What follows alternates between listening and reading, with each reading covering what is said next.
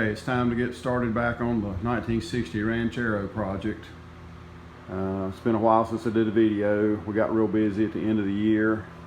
Had to finish up racing season and lots of home projects, but I did take the tunnel ram off and put a dual plane high rise on it. Got an Edelbrock 750 on it at the moment. That's just temporary because I had one here that actually ran. I've got a Holly I'm working on. Got a couple different Hollies I'm going to try and see which one will do well with this cam. But it's a little more street docile without the tunnel ram. And we also got, let me go around this side. We got the 4-speed in, and it's working out well. But what we're getting ready to start on now is we're putting in vintage air, and I've got the dash stripped out.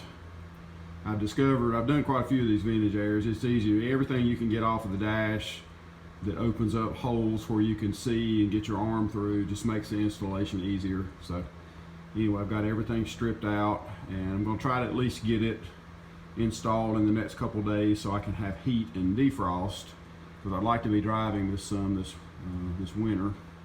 And then I've got the compressor already mounted. I've got a condenser already pre-fitted, and it'll be pretty quick to hook the AC up this spring. And so anyway, that's kind of the next project. I've also got a different gauge cluster in process for it. I really like the factory gauge cluster. Not happy about giving that up, but I've got to go to a GPS speedometer, and I need more gauges than what it has, and I really don't want to hang a bunch of gauges under the dash. And so I just decided I'm going to put a custom gauge cluster in it with a GPS speedometer and be done with it. I've also got new door panels for it, getting rid of these pieces of garbage.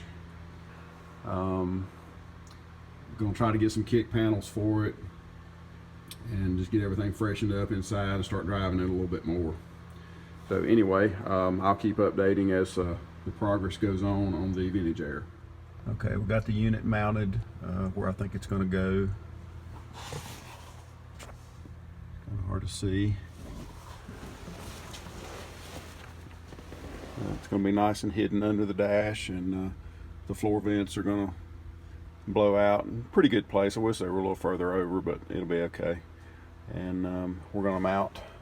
We got to drill and put a duct or a vent on each side of the dash, and then I'm going to make a custom one that fits in place of the ashtray for the center vent, and then we'll use the factory defroster ducts for that. And I've got 4 holes in the dash, so I have a rotary control panel from Vintage Air that has 4 knobs, so I'll be able to disassemble that panel and mount the knobs in the dash so we can retain a fairly stock looking dash.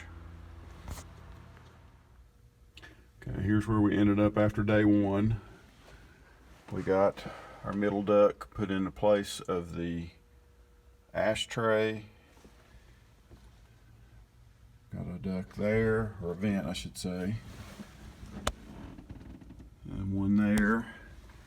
I've got 3 of my controls mounted, and was able to cut and reuse the original bezels for some of them, so it's kind of going to look stock. I think I can actually re-drill the old knobs and install them on the new.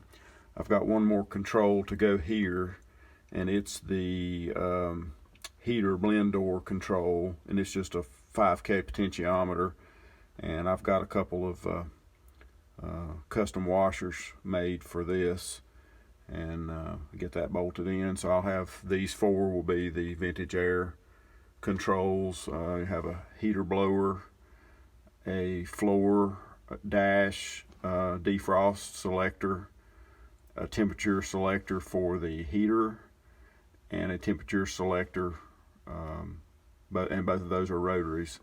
A rotary selector for the AC temperature. And we've got a retro sound radio that fits back in the stock hole.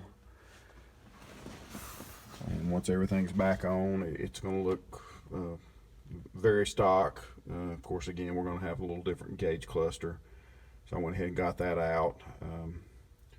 And I've got defroster hoses running. I can find this one.